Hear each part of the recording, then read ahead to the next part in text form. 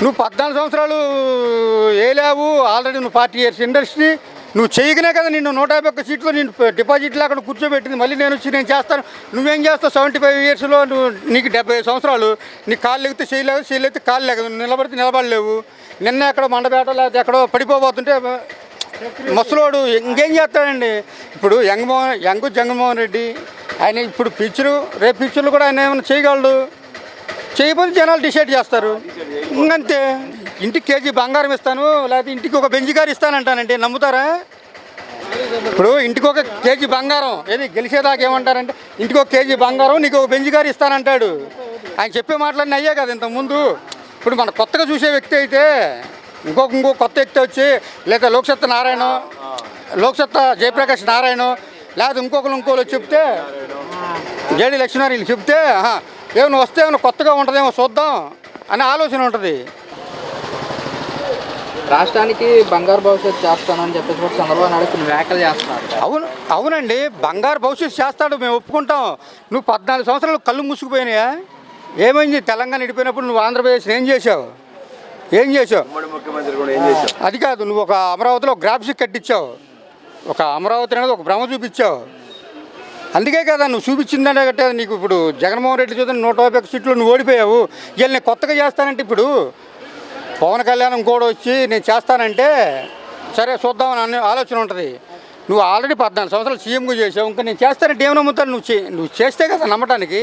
రాజధాని అమరావతిని జగన్మోహన్ రెడ్డి సైకో రెడ్డి నాశనం చేశాడు అంటూ కూడా చంద్రబాబు నాయుడు వ్యాఖ్యలు చేస్తున్నారు. అవునండి, ఒక సామాజిక వర్గానికి పెద్దపీట వేసినప్పుడు ఇప్పుడు అక్కడ అమరావతిలో పేదలకి ఇల్లు ఇచ్చాడు.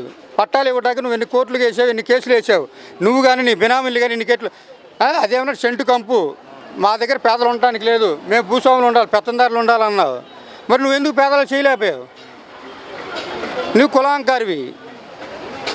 మరి చెప్తున్నాడు కదా పేదలు ధనికులు అవడమే నా లక్ష్యం, వాళ్ళని ధనికులను చేస్తానని చెప్పేసి కూడా అంటున్నారు. అవును సార్, ధనికులు ఎవరు చేశారు ఒకరు చూపించండి. ఇప్పుడు మీరు చెప్పింది కరెక్టే. చంద్రబాబు నాయుడు అంటే నేను వస్తే జాబ్ వస్తే బాబు వస్తే జాబ్ వస్తుంది, నేను వస్తే అభివృద్ధి వస్తుంది, లేకపోతే ఒక హైటెక్ సిటీ వస్తుంది, లేకపోతే ఇదని చెప్తున్నాడు.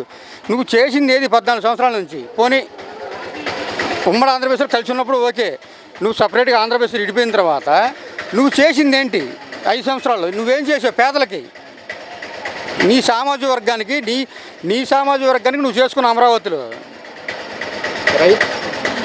అది విజయనో జగన్ సైకో రెడ్డిదే పాయిజన్ అంటూ కూడా చంద్రబాబు నాయుడు కొన్ని వ్యాఖ్యలు చేస్తున్నారు.